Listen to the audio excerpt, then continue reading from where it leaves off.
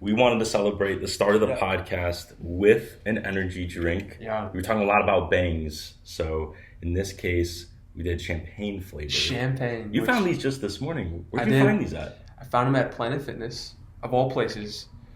You and I have done. Let's open it. Let's do it. Okay.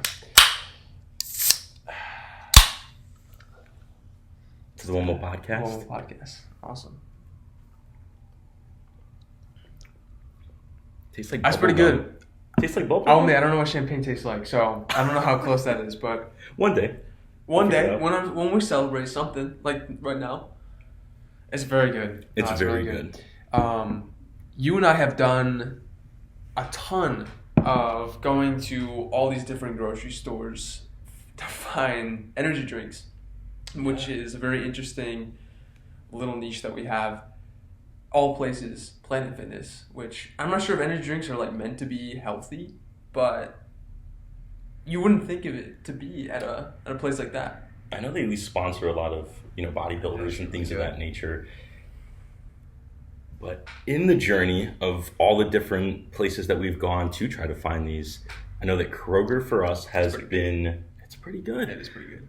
They've had a lot of the G Fuel Ghost, some of the more, not harder to find ones, but some that are a little bit more newer, For a while, I remember when you found a Rise, one of LeBron James' energy drinks, which is one of your favorites. I don't know why, but yeah. I think that was a big moment. But I feel like Bangs, Monsters, Red Bulls I never was a big fan of. Yeah. You met a representative from Red Bull Yeah, so on I did. campus or something? Yep. So my first year, I did a project where they had us. It's called SWOT analysis. So the strengths, weaknesses, opportunities, and threats. You just look at a company. You're a first year. I have no idea. I still don't. I'm a fourth year. I still don't know what. How do I tell a company what their strengths are? But it was a cool opportunity because it connected us with companies in our area, and I got to do Red Bull. That's kind of And sweet. so we had a meeting with them, and they come in with cases of Red Bull, all different flavors, but the original one is the one I picked because why not? And at that time, I took one for class, took 3 sips, and I was just like, I remember my you God. texted me. You're like, I literally feel like every bone in my body's shaking right now. I was like, what's going on?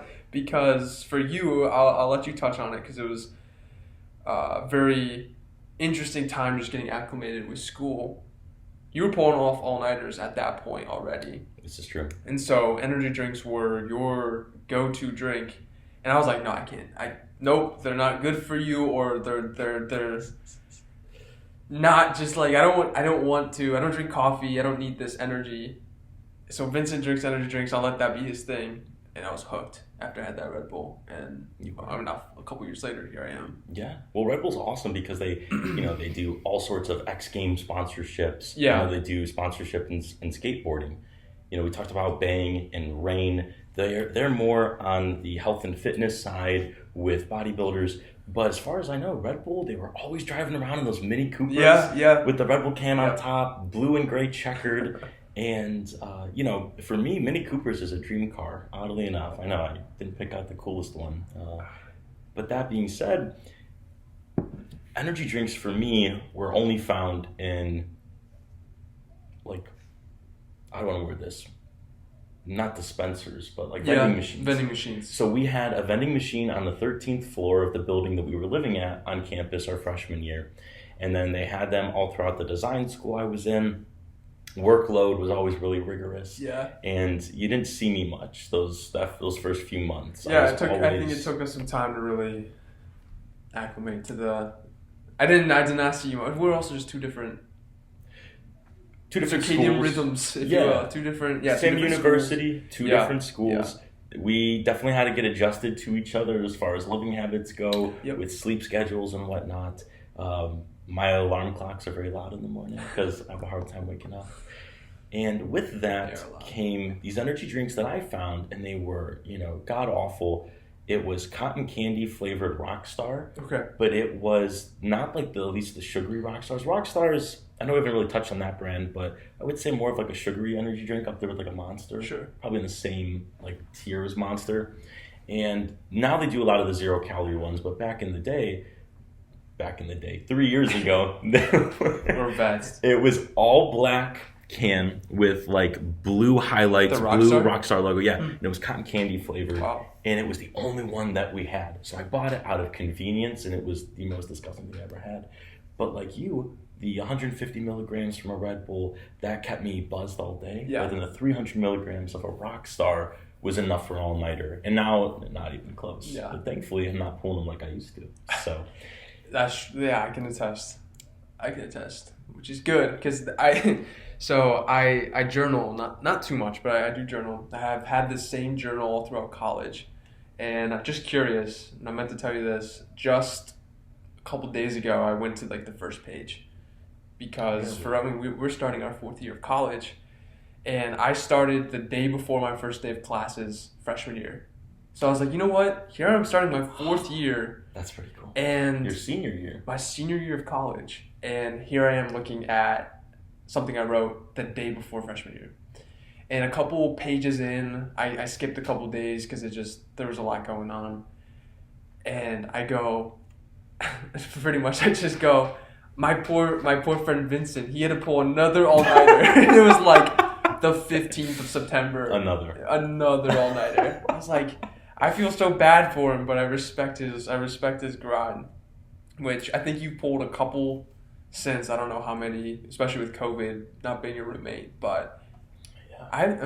I think it speaks also to you kind of have learned to manage your workload too, for sure. Which is very, very important. Yeah, and our name, UOMO, the podcast itself, it definitely has a lot of different meanings. I'll let Alan touch on a few. But the biggest single translation is UOMO means man in Italian. That's awesome. And I think by starting this podcast, all of which is not our first attempt at this, no. but by far our best attempt thus far, everything leading up to this point, I think it shows that transition into manhood a little bit, and there is definitely a lot of stuff that I've learned.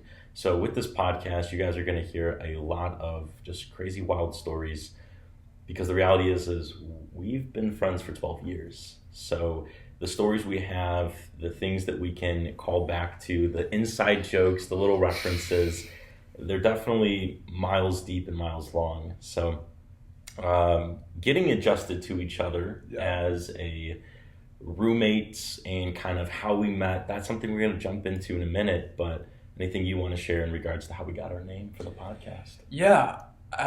So Vincent touched on this. This is our third crack at a podcast. It is third. I always forget about the there's that one in between, which maybe we'll name drop at some point, but we'll just keep it as the one in between. It's still out there. It's out there. You can find it. That would be impressive. That would be.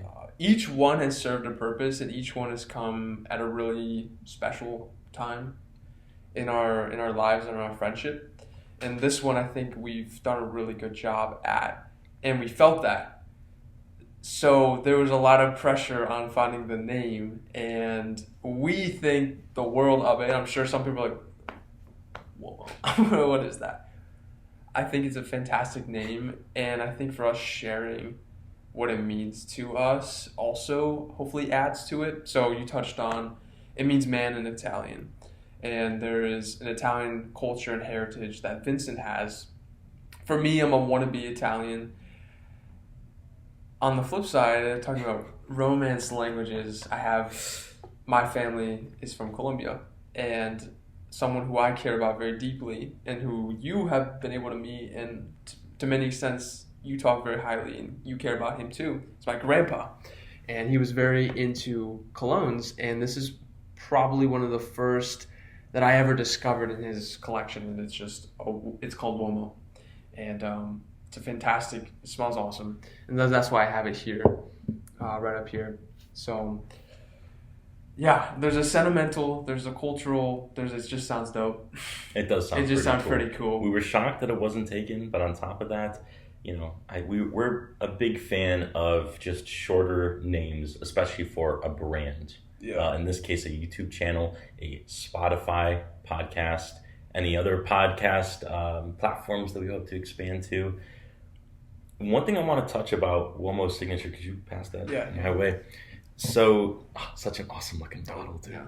So, one thing that I look back to our freshman year of college was a compliment that somebody gave Alan that first year. And they said that he always smells so good. And I said, okay, I'm going to go out and I'm going to grab a fragrance so I can also smell very good. The cool thing is that jealousy doesn't exist in our 12-year friendship. But every now and then, it does take one person's words or even a compliment to push the other to also be in a similar way. So in this case, I went ahead and grabbed this guy right here. This one dates back to freshman year, John Varvatos Artisan Pure. And it's a white floral. It's a soapy, fresh and clean. But I spray this on, and I remember what somebody down the hall said. They said it smelled like sunscreen. And he traced it back to my room, and it does not smell like sunscreen. Where I'm going with this, though, is it was that one time. I felt so embarrassed. It was. It smells like sunscreen. Sort of. If my sunscreen smelled like this, like. With some good sunscreen. You're doing something right. Yeah, you're doing something right. So, I mean, in this case, I felt a little embarrassed at the time. But Alan always talked about this other fragrance that came down the line.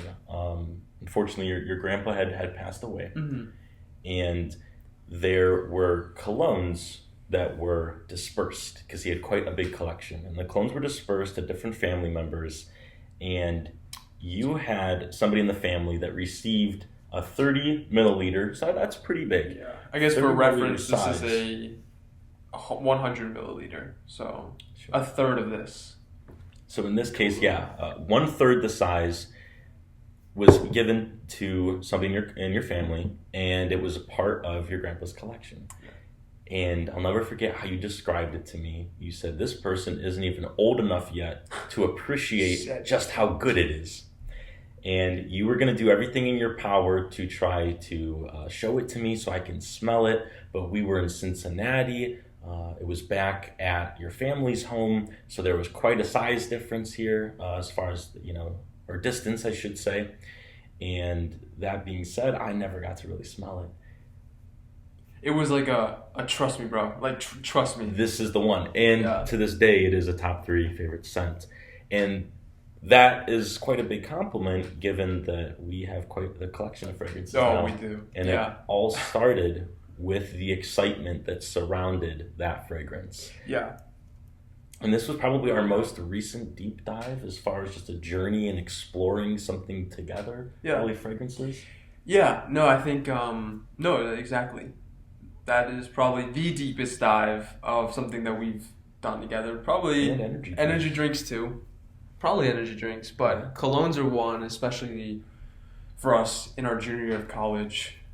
We really were getting into them, and I started to feel like I had a little bit more financial flexibility where I could go out and buy this cologne or that cologne because it looked cool. I think we've calmed down a little bit since. Yeah. Our palates have probably changed a little bit too when it comes to what we want. But that was a very, very fun time because there's a lot of really good memories and time spent. And the awesome thing about colognes for me is the smells, obviously, they're important, but there's always a memory attached to them. And this one, again, there's that sentimental connection that I have with my grandpa. And there's funny stories too, like the sunscreen. Which is clearly I didn't drain the rest of the bottle. It's still kicking around in the collection. Yeah, you had to get some dust off of it because cool bottle though. I'll give it that. It's among top 5 favorite bottle designs, but scent profile, it's not even close. You ever think you would be reviewing a cologne on a YouTube channel? Let's find out. How's the atomizer? It's terrible. Everything about this. No way. Let me see. Now that it's actually spray, let's see. No, it's definitely white florals. It has a lot of tuberose in there. I know that Which I never knew what tuberose was. Yeah, it's a white floral. There's some jasmine as well. And I think it also has sage and rosemary. It's a different one, but it is inspired by the Italian beachside. That's something that I also learned as well through some research. Cool. So there's a whole lot of connective tissue on this table. And the cool thing about this table, slight vision for it, it's always going to be something different. You know, you might see this guy again. You're always going to see these lions, though. That's probably the one thing that's going to stay. And along with this plate right here as well. Just let you know who you're tuning into, of course. But will probably be a different drink every now and then. There's going to be different fragrances from the rotation, but kind of drifting away from fragrances. We touched on the name. Alan, where did we meet? How did this all start for us? This friendship, 12-year friendship. Yeah. It, I mean, where do you start? I would go 4th grade, probably. There's, it is cool because every walk of life is different and unique. And it's just not to get conceptual here, but just how our paths cross and what brought us to where we met. And for us, it was 4th grade, new student orientation, school called Eastwoods, which is one that is a very special school. A lot of really good memories. And it was your mom, dude. It was your mom that, I mean, I'm a shy person by nature. My mom is amazing. My mom's amazing. Yeah, thank you. Yeah. I couldn't say anything else. She's amazing. But I definitely take after her sometimes, and that initiative to reach out to somebody and introduce yourself. My mom could do that, but your mom was just like, I think it was towards the end of the orientation. There was something, I don't remember exactly, but this lady shows up in front of us, and there's a kid next to her, obviously, wearing a bright green Philadelphia Eagles jersey with the Philadelphia Eagles hat. Still remember it. And it went from there. It was natural, but it took your mom, really, which is awesome. Yeah, she is the love of my life, that lady. Because I haven't met anybody else that I could say that about quite yet. That is another cool thing that Alan and I share. We are super close to our families, and I think it shows in Alan's story about his grandpa and how that relates to UOMO and so on and so forth. And my family, being very Italian as they are, again, it just works. But one of the most Italian things about my mom is her love to feed people and her love to talk, especially with her hands. She is one of those people that I'm super happy that I had as a role model in my life, because it allows me just to come up and meet so many random people. Sure. And we don't just live with just the two of us. We do have a 3rd roommate. Mm-hmm. And in the past, there's been a 4th roommate. And all of that really came from she taught me how to just approach anybody. And in this case, I'm happy that she did at the time, because, I don't know, 12 years later, this is just amazing. So, and there's so much in that span of 12 years that I'd love to, throughout doing this, reach out and talk about this moment or that moment. It's a very special 12 years. It's something that is beyond a friendship. It's really, I mean, a brotherhood. I've grown up with you. And it's 12 years plus. I always like that plus, because there's a long time to come. Exactly.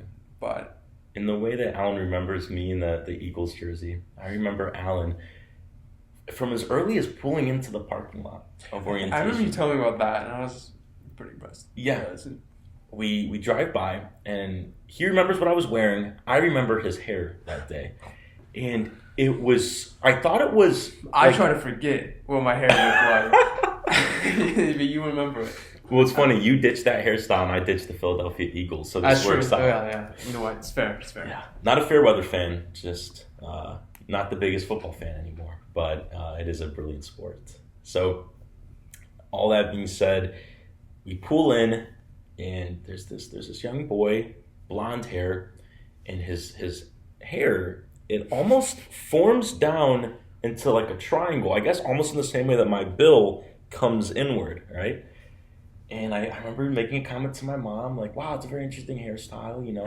I don't think I said good or bad. It's just interesting. I noticed it was You couldn't not notice it. You could not notice it. Sure. And then lo and behold, we're in line before we're about to go do a scavenger hunt throughout the school. Or this was after the scavenger hunt. I don't remember that, but I don't remember the timing.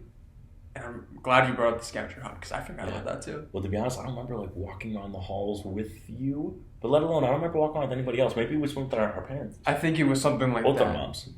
So do you remember that the hallways had like street names to them? No, I don't. Obviously, really, it just triggered that memory. One of the parts of the scavenger hunt was like, turn left on this street, and I'm like, I remember being like, what? Like, what does that mean? And so you look up, and there's signs at the corners of the walls with the street name of the hallway, which is cool. That's pretty sweet. That's cool. Like, that's fun. It's a good way to say, rather than make a left, make a right, make a left, to have some sort of characteristics to it that you can, it's cute. It's cute. Very cute. Little elementary school. 4th grade. Fourth grade. We're pretty cute too, I bet. So, remember we were in line and out of nowhere, my mom starts talking to your mom, and it was that moment of, well, now we have to talk to each other because otherwise we're just going to be standing there just looking around, like, trying to not make eye contact. Yeah. So we sucked it up. We said, new here? And it was super awkward at first. And I don't remember who posted first, but eventually down the pipe, it came out, what do you enjoy? Yeah. And I remember what I said. And let's see what you say in a minute. I remember I said, favorite color is green. Because at the time in 4th grade, that was the number one question to ask anybody and everybody. What's your favorite color? Yeah. Second thing I'm pretty sure I said was, I like frogs. Frogs are green, good connective tissue there. The Philadelphia Eagles are green. Pretty predictable at that point. Third thing is that I like green beans. No, I didn't say that. But that would make sense given the formula. I wouldn't have been friends with you if you said that.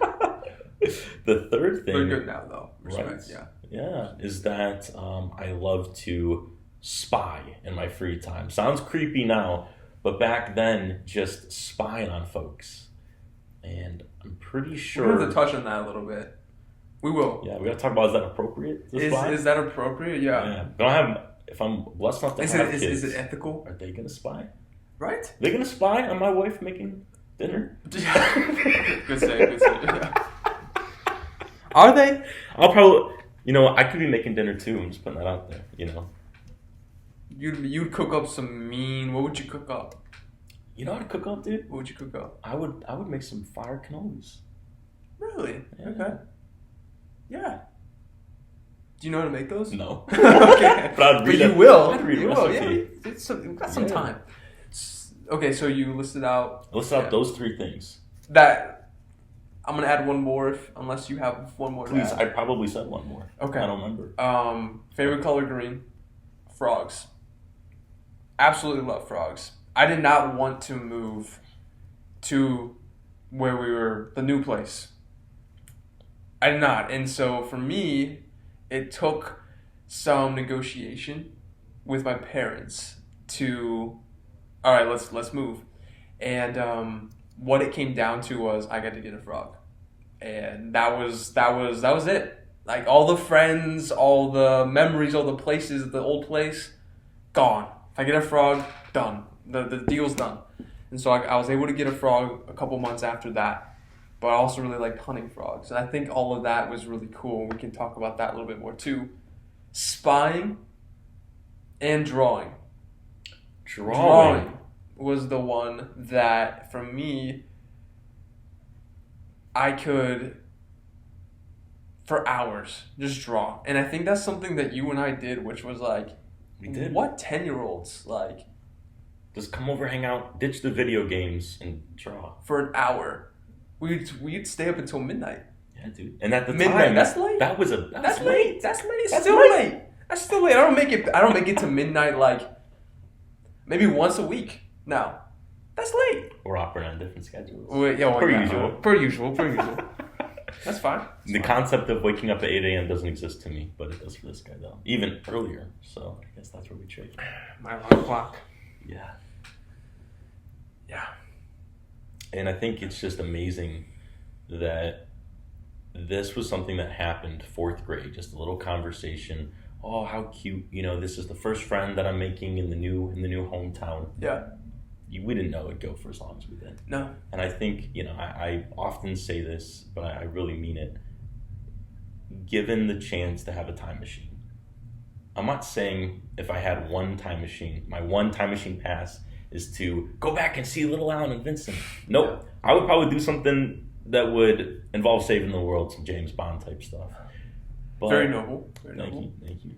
But if I had unlimited options, one of those would be to go and visit Little Us and just tell them, hey, you guys are going to be college roommates. Yeah. You guys are going to live in the same house.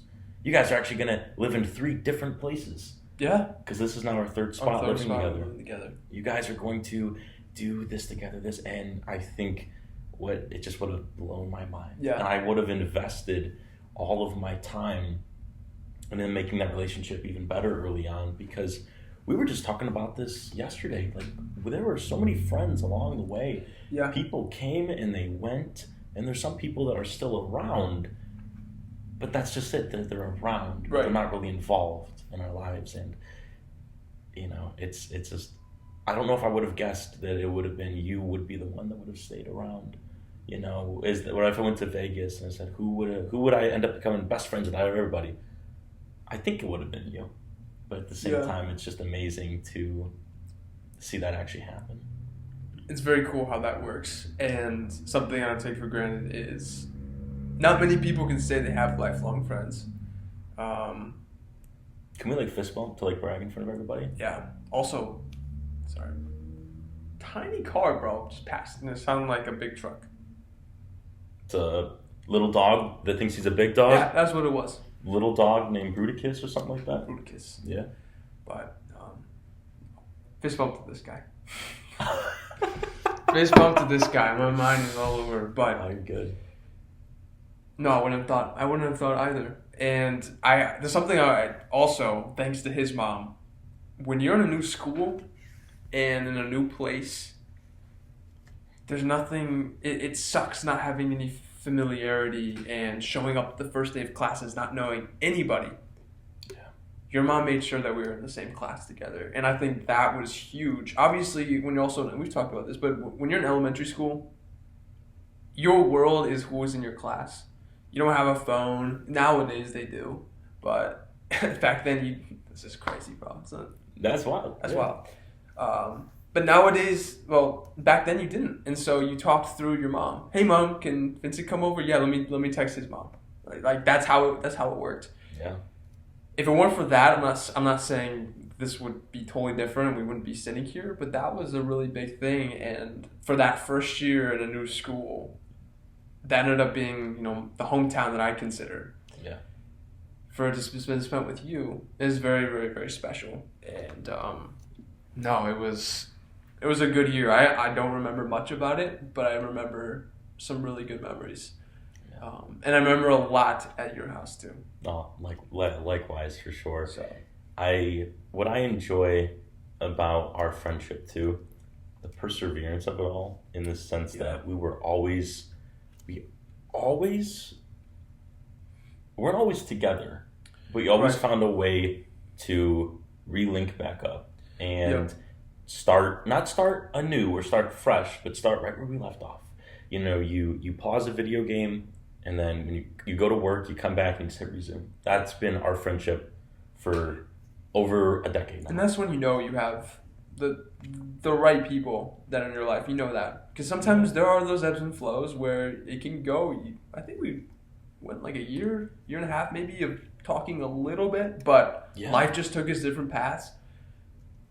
We see each other again, and it felt like nothing had happened. Nothing had changed. Nothing. Yeah. I mean, there were always those little jokes, right? Like you had pets, and I was wondering if you're gonna. How's Jackson? This is freshman year of art class. Actually, we didn't have class. Oh, what did I say? No. I'm just clarifying. Oh, for a minute I thought I said college, and I'm like, we were already roommates. Everybody not these strangers. So, but yeah, and I remember it was high school freshman year, and art class. We did not have class together in 8th grade, but we did 7th grade. We did. But 8th grade, I don't even think we talked much 8th grade. I think not it was much. Just cold turkey No communication. Just making new friends. Nothing really happened. It was just you get linked up with a bunch of new classmates. We did this thing called communities, and essentially it's a pool of kids. They take the entire class. So let's say there's 300 students. They're going to bucket them into 3 different buckets of 100 each, and then that's the rotation that you have with your different classes. And you and I were in the same community for 6th and 7th grade. First 2 years. Then it flipped on you for 8th grade. Yeah. So then you had a bunch of different friends and whatnot. Freshman year comes along, we're in the same art class and everything. And I remember just being like, I don't know. There was the one time we lost our footing as a friendship. It was a little... It was a tough time. It was tough to navigate. I think it was actually the second semester of our freshman year of high school. So that's a year and a half, actually, of not communicating. That's probably the longest we ever went. Yeah. So it was a little awkward at first. It was, and we always bring up that story. So you brought up the pet, my dog Jackson. Yes. I had a lizard named Ernesto. And on your side, you had this cute little bunny that was... When did you get your bunny? I got Ginger. Ginger. You know how you said that your frog, which was Susie, right? Susie. Yeah. Susie the tree frog. She was cool. She was dope. She was cool. I remember coming over to see it, and it was like such an exciting moment because I never met anybody that had a frog. She literally just laid there, though. She did not move. She didn't move. But she was cool. She was cool. Yeah, she was cool to look at. I'll give her that. She didn't do much, though. At least she didn't cause you no trouble until the end. Yeah. R.I.P., bro. Be the one tat I get. R.I.P. Susie. Susie. She did nothing. She did nothing wrong. She didn't do anything wrong. She didn't do nothing wrong. I'll tell you what did do something wrong was Ginger, this fat little bunny. Ginger, we suspecting died from obesity. She was a very fat rabbit. And honestly, you know, there's like those Brazilian rabbits that are as long as this table, and they cut them up for meat. Yeah. Not to, you know, put thoughts in your head, but like, that sounds so good. If you stretch her out, she'd probably be half this table at least if you stretch her out. And you talking from like bunny tail to ears, or like her legs out too? I'll probably go with the legs out too. Okay. Yeah, a little nice spread on that Ginger. She's a nice brown coat too. A nice milk chocolate. She was the perfect. She would have been perfect for the name Hershey. Exactly. I think we somehow discovered along the way that was, we either knew somebody that had a dog named Hershey, or just Hershey just seemed a little too generic, right? Sure. And, you know, we went with Ginger. We could easily call her Gingins. Gingins. I don't know that's how I knew her. How that came across, but it was Hirsch. Like, what do you give her? Hirsch? That just sounds wrong. Hirsch. Yeah, it sounds like a bad word. I don't know. I feel uncomfortable saying it. Yeah. Yeah. Little Hershey kiss. What's chocolate kiss. What is the... Where are we going with this? What's the car that they carry dead people in? Hearse. A hearse. Okay. Yeah, the Ecto one. Hey, dude, you in Ghostbusters? You know that the... Is that a hearse? Yeah, the Ghostbusters truck, the Ecto one's a hearse. That's kind of cool. That's very cool. So, in this case, Ginger, cute little thing, she was my, hey, we're moving. We got to get you a pet to kind of... have to get you one. Get you excited about the move. Sure. So in this case, it was Susie the tree frog for you. In this case, it was Ginger the rabbit for me. And yeah, I do believe that she went at the end of 7th grade. So maybe that summer going into 8th grade. Yeah. So right when you and I kind of stopped talking a little bit. And it's kind of funny. So freshman year, art class, second semester, we're ping-ponging back and forth the basics. How's mom? How's dad? Yeah, it was... How's the siblings doing?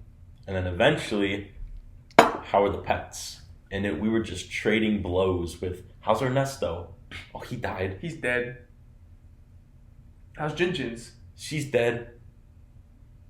Jackson? He's dead. But it was always like dang, dude. And then trying to pick ourselves back up. Yeah, hey, you have Ginger. Ernesto, he's dead. But you have Gingins, right? Oh, she's dead. Yes, Gotcha. you've seen Ant-Man, the first Ant-Man? Parts of it, yes. Okay, it's that I have scene. seen it, but I don't remember it much. Ant-Man, so Paul Rudd, he gets out of prison. Yeah. And his friend, Michael Pena, Luis, he's Luis. so Ant-Man asks him, because, he's been in prison for a while. He's like, hey, so how's your wife? Oh, she left me. well, how's your job or whatever? And he's like, oh, I got fired. And he goes through all the lists, and he's talking about, like, all the times he's got slighted in life. But I got the van. Yeah. The van that they're driving in, so. That's how it felt. That is how it felt. Yeah, all these people dead, but at least we got class together. Yeah, woo! Yeah, we're drawing and stuff. Yeah. So much fun. Back to the roots. Back to the drawing roots. Back to the drawing roots. Isn't that crazy how it all comes full circle? It does. In so many ways. Everything from the name to our friendship to there's so much about us. And then when it came to college, kind of the next big chapter of our lives, I guess you could really break it up into 4 chunks: elementary school, middle school, high school, college. Then probably the 5th chapter is wherever we're at after college and how our friendship goes from there. The reality is we probably will not be living in the same city. Just being realistic with it all. Yeah. So that's going to be a bridge that we cross. But in regards to the 4th chapter, that being college, we didn't even intend on going to the same college. This was a freak accident, if you will. I remember that we both created a list of our 10 colleges we wanted to go to, but we didn't share it with each other at first because we didn't want to sway each other's decisions. Yeah. You had your dreams, I had my dreams, and we knew that our friendship is always a part of that dream, right? Ultimately, but being at the same college, that would be a bonus. That's not a part of the dream because the reality is you had to go to the school to get the degree that you needed to achieve your dream and vice versa. And the colleges I were looking at, the number one choice, it wasn't even in state at the time. And then eventually we share lists and we both know, so wow, how cool, UC, we both have that on the list. Yeah. That's pretty exciting. But I don't know how high up it was on the list of ones to go to. Do you remember what your number one was at the time? Or was it Cincy? That's a great question. It's a long time ago. Right. I think for me, and I think you share the same sort of sentiment. Obviously, what your goal was and what you're still trying to accomplish, the school matters a lot. The reputation, the quality, the teaching, and the opportunities of said school that you're looking at, it matters a lot. For me, I have a very generic major is accounting, and almost every school offers that. I'm not saying that yours don't, but it's attainable in almost any school. There are some schools that are better than others in accounting, but you can still find things. So for me, it was a wide spread, and I didn't place too much emphasis on where I went to college. I felt like it's a really important step in my life, but I can make it happen and be happy anywhere. So I guess to actually answer your question, I was a very big small school person, and there are some schools up north, Ohio, not like Toronto, but actually I was looking at a school in Toronto, which is cool. There's a school called Baldwin Wallace. I was looking to play soccer at a school called Mount Union. There was a really tiny school in the Pittsburgh area called Westminster. Didn't they want you for soccer? They did. Like they toured me through the entire facility. Like it was cool. It was very cool. Yeah. And I didn't want to do a big school. It was very I was like, it just doesn't seem like my fit. And it was on the list, but I'd never seen UC or University of Cincinnati. Never looked at it. Vincent went on a tour, and he told me that it reminded him of Monsters University's campus. That's right. And that is a very special movie in our friendship as well. And so I was like, okay, let me give it a shot. My mom takes me senior year, 1 month before I have to apply, take a look at the school, and my whole demeanor changed. And to me, that was, okay, awesome. I didn't even look at the business school. I was just like, this is awesome. I'm sure they offer accounting. So, and it's funny how things work because everything lines up, and that's the best. This is the best school I could have gone to, and I'll let you kind of explain your journey. But as far as what you're trying to pursue, this is arguably one of the more highly reputable colleges for what you're trying to do. Oh, well, thank you. Yeah. Well, I feel the same way about you and the school that you are at currently inside, or the college inside the wider university. I think for you, this is a really good school for accounting and whatnot, simply because in the greater city area, being a tri-state area and whatnot, it opens up a lot of doors locally for you to funnel in. It's not like you're doing Westminster, I think is what it was called, exactly. And accounting, and it's kind of middle of the nowhere to a degree. Yeah. Okay. Yeah. Here you get all sorts of internship opportunities, potential co-ops. That's something that's big in our school. Co-oping, essentially, it's an internship, but it's paid, and it's less of the running coffee gigs, and it's more or less hands-on work. And it's structured into the academic schedule as well, which is very, very, very cool. Convenient. And I guess to touch on like the middle of nowhere, like I'm learning accounting, but then there are these companies that, in Cincinnati alone, there's Procter & Gamble, who I'm sure everyone has put on deodorant today. Probably Procter & Gamble is the one who made that deodorant. There's Kroger and Fifth Third Bank. Like, there's so many big companies, just so many opportunities that my senior year self didn't think of. But I'm glad that I chose this, because now I'm very appreciative of that decision. That's a really good point. And the reality is too that a lot of people see Procter & Gamble, Old Spice, all these other things that they own, and the products themselves. But on top of that, they all have to have accounting teams as well. Kroger has to have a killer accounting team. So it's not just, accounting firms. It opens up there's a lot of possibilities. Yeah, you can do a private company. Yeah, there's so many opportunities. Yeah. So coupling that with the college itself, and on top of that, the university itself, it's pretty awesome. I think this was a good spot for you. Yeah. And it's not too big, but it's not too small either. Right. Somewhere in that middle range. And that's kind of where my story comes into play. For me, I wanted to do one of three things, either product design, industrial design, or fashion design, all three of which will get me towards the North Star that is being a footwear designer. And that is something that I've been chasing for a while in my life. That's a dream that I came to the conclusion of that's what I want to do for many years, probably over a decade now.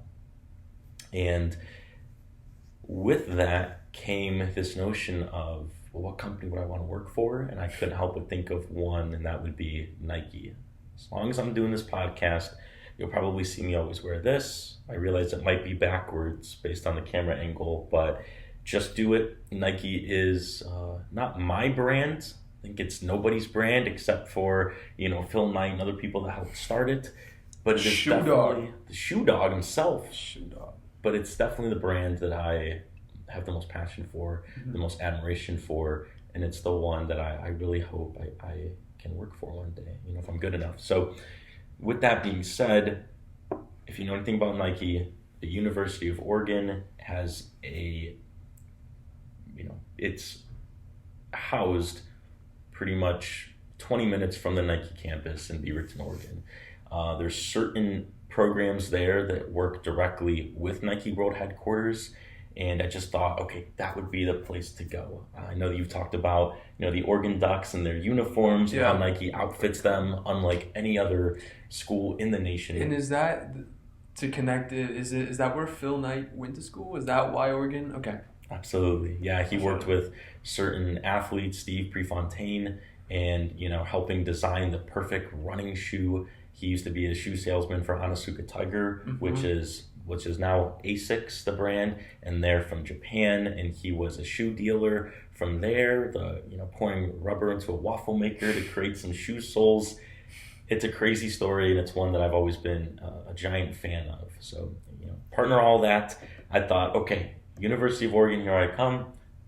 Went to see it. It was one of the greatest experiences of my life. Yeah. I was hit with the the Nike culture pretty much immediately, because when we got off the airplane, inside the airport was a Nike store. Really? And of course we had to go. Yeah, you have to. And I remember being there and just thinking to myself, this is it. And then I saw the University of Cincinnati. Now this is a cool story. Dang. I ended up going to Kent State. Kent State has a killer fashion design program. At the time, they were ranked number 3 in the nation, and they're fairly close to where we live, our hometown. And with that, I came to the realization this is a fantastic plan B, because Oregon's pretty competitive, so I don't even know if I'm going to get in. And on top of that, it's right in the backyard, so it makes it to be a pretty nice commute. Could save a lot of money. And I also didn't know if I would be able to, be that far away from home. It would just be a car ride home opposed to a plane ride. Sure. Somebody at Kent State in that fashion program told me, well, they were not in the fashion program, but they were touring it to see, and they were from the Cincinnati area, and they said, hey, you got to go check out UC. They might have something that's right up your alley. Brought me here. I texted you, hey, it looks like Monsters University at this place. That's where the timeline. That's how it kind of all bridges. So, and no regrets with that. It has been pretty awesome. So we both got accepted into our respective majors, and it's been great so far. Our first semester, or our first year on campus, technically it was only a semester and a half. Yeah. Because then COVID hit. But within that semester and a half, we made so many friends. We had a pretty awesome view to wake up to every morning. And that's the thing that really drew me to Cincy. I mean, my dad traveled often for work, especially growing up, and a big place that he went to was New York City. And every so often, we would get to go with him. And while my dad's at work throughout the day, me, my mom, and my siblings, we would hop on the subway and just tour the city. And for me, I don't know why, it was just fascinating to see people with briefcases, so lame, but people with briefcases coming in and out of towers, skyscrapers, and it's just like the hustle and bustle, the urbanization, people doing what they want to do and what they need to do is awesome. And Cincy is such a urban feeling campus. And for us, you talked about this earlier, 13th floor. Not the tallest building, but actually, the way the campus is we're actually on a hill overlooking the city of Cincinnati. And so if you think of a building that has 13 floors, that then is on a hill overlooking a beautiful city, you have a pretty good view. And that was something that when we got the room and I look out the window, you see the city, and it felt awesome. I'm studying business. I'm in a city. I'm looking at a skyline. Exactly to your point. No regrets at all. It was perfect. It was a beautiful view, and now here we are 3 years later, and those emotions and those feelings still ring true. And it's just cool how it all goes, because then I get to go on an internship and work in the city. It's just awesome to see where you go, and it's a very fun journey to be a part of. And just to take it all full circle, it's very cool that I get to be a part of your journey too. And my entire life knowing you, Nike has been that company. So I really hope that, and I really know that it'll be yours when the time comes. So yeah. You got me this amazing book, and I will have to bring it on a future episode of a podcast. Essentially, it's the evolution of design. It is this book that involves every giant leap in technology, or every time they acquired a new athlete, and it's this amazing book that just details pretty much everything Nike's done to become that brand. And when you gave it to me, I'll never forget what you said. You're like, and because you wrote it in the card that you attached to it, and you said that I know that your designs will end up in this book one day too. And I think that for you've had amazing internship opportunities at this current moment in time, that you're already able to write in your work, right? is already in the books for some of these other big companies that you got to work with already in this area. So there's nothing like leaving a mark from one location to another. In many ways, I think we left our mark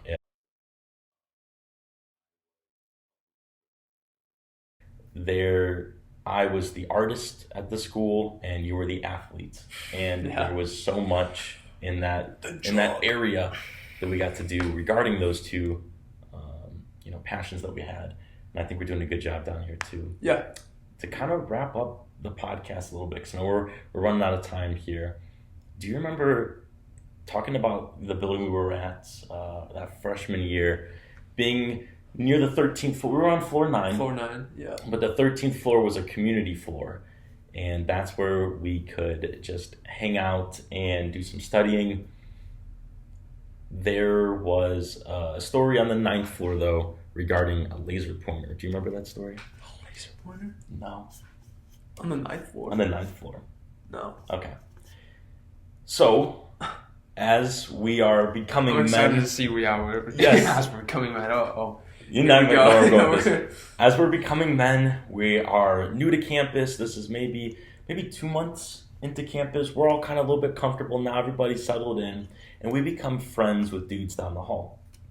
And they bought a military grade laser pointer, like a $200 to $300 laser pointer that could project all the way down 9 floors through the window onto the busy street that we lived on. Yeah. And the street that we did live on, it was a pretty commercialized zone. There was a little Target, there's a Starbucks, a chicken spot, a GameStop, all these different little places. One of the better sides of campus, I'd say, as far as just like nightlife and just cool things to do during the day. A lot of cool places to eat. And what that comes with is also a lot of people, especially a lot of girls. And I remember this laser pointer, this dude down the hall, and I would say initials are SP, if that rings a bell now. Oh, yeah. But laser pointer goes up, and... Hope he's doing well. Yeah, me too. Probably isn't. But we wish him the best. And he's taking the laser pointer, and it's hitting people. Yeah. On their chest, but only the girls. That's actually impressive. It is impressive. That's Yeah, he was able to see which ones were the ones that he'd want to date from 9 floors up. Mm-hmm. He has some killer vision, too. He's the vision. He's got the vision. Yeah, he's got the vision. And eventually, it catches their attention, and then they start counting up to see what floor the laser was coming from. And then, long story short, those girls come up to the floor. Alan and I, we go run into our rooms because we're thinking like they're gonna come up and like have some heated conversations. Yeah. They thought they were gonna get sniped, something like that. Turns out, we've been playing too much Call of Duty because I would have been like, hey bro, get down! I would have been serpentine trying to like avoid that. Dude, no, I'm glad. Yeah, amazing. Yeah, you throw a sticky up in the air. Still cool. Dude. It turns out things went pretty well for him that night. So good for him, man. Yeah, absolutely. Just give you guys some ideas. It's creative. It's creative. If you have $200 to $300, it's very creative. Yeah. $200 to $300, I think you could do a lot more to impress. You could buy UOMO signature with that. You could buy a couple UOMO signatures. You could buy a few. There's a plural next to UOMOs after that. All right, you guys. Well, we're out of time. But thank you for tuning in to our first ever episode. Yeah. What you can expect in future episodes, I think, are just more long-form discussions. Yeah. Not very many arguments. It's not that you and I see eye to eye and everything, but it's just what we want to establish here is a very chillaxed environment where you feel like you're hanging out with us. Mm-hmm. And we're not talking directly to you, breaking that fourth wall, but we're talking to each other. And through that, you'll still feel a part of the conversation as a whole. With past podcast adventures, I think we've definitely matured a lot in our style and kind of what we enjoy in podcasts and transferring over into this one. And just that cohesive vision is something we're really looking forward to. But we did want to take some time so you know who we are in that conversation. And given that we'd like to get to know you as well, So as you continue to watch, feel free to make comments down below because we'd love to get to know you and hear from you as well. Alan, anything you want to add before we wrap this up? I think to add to that is just the conversation that we have. We want you to feel a part of what we're talking about. So that comment section would be a really good way to just chat with us. And I think for us, we have set what we want, but that's the beauty of a conversation. It can go in many different directions, and I'd be really looking forward to taking it in a direction that you guys would like for us to talk about. So, this is a dream come true in many ways. I'm very excited we're doing this. I'm glad we went down memory lane. Me too. And it's always very nostalgic. I'm looking forward to some more. Yeah, absolutely. Yep. All right. Well, with that, this is one episode. Good to go. Cheers, man. To many more.